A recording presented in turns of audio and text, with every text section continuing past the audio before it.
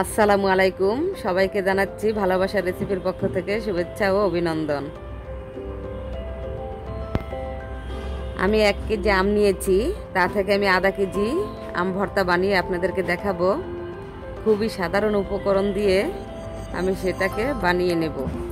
তা এখন আমি ভালোভাবে ধুয়ে আমটাকে পাতলা করে টুকরো করে কেটে নিয়েছি।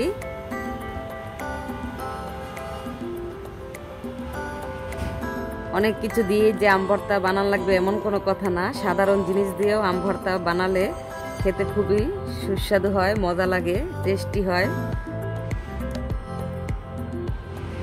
অনেকে দেখা যায় কাঁচুন্দি দেয়, সরিষা দেয়, কত কিছু দেয়, কিন্তু এগুলো ছাড়াও প্রয়োজন মতো নিজেকে খাবার চাহিদা পূরণ করা যায়। এগুলো দিয়েও সাধারণভাবে তৈরি করে আম ভর্তা খেয়ে দেখেন, খুবই টেস্টি হবে। আমার আম কাটা শেষ, শুকনো মরিচ তেলে তেল ছাড়া আমি ডলে নিচ্ছি একটু সাধারণ লবণ দিয়ে। এখন মরিচের মাধ্যমে মরিচ দিয়ে আমগুলোকে আমি ভালোভাবে কচলিয়ে নিচ্ছি। যখন কচলানো হবে তখন আমি এর ভিতরে লবণ দিয়ে দিব, সাধারণ একটু চিনি দিয়ে দেব,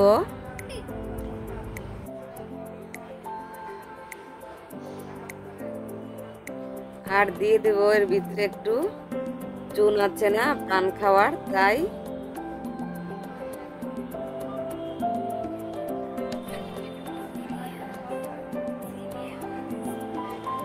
আর লেবু পাতা উপরে দিয়ে ছিটিয়ে, লেবু পাতা দিয়ে ভালোভাবে এটাকে মেখে এখন আমি একটা বাটিতে সার্ভ করে নিব।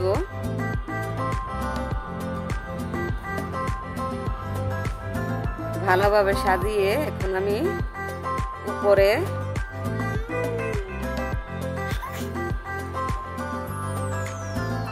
সুন্দর করে ভর্তাটাকে বাটিতে রেখে এখন আমি একটা শুকনো মরিচ টুকরো টুকরো করে কেটে উপরে সাজিয়ে তুলে দিলাম, আর লেবু পাতা কটা দিয়ে দিলাম ঘ্রাণের জন্য।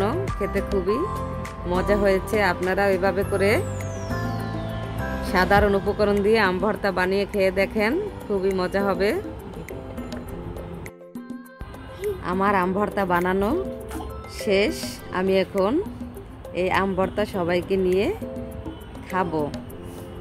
আমার খুব ভালোই লাগছে, আপনারা খেয়ে দেখেন, খুবই মজা হবে। ভিডিওটি দেখার জন্য ধন্যবাদ। ভালো লাগলে একটি লাইক দিয়েন, চ্যানেলটি সাবস্ক্রাইব করেন, আর ফেসবুক থেকে দেখলে পেজটি ফলো করিয়েন। ধন্যবাদ।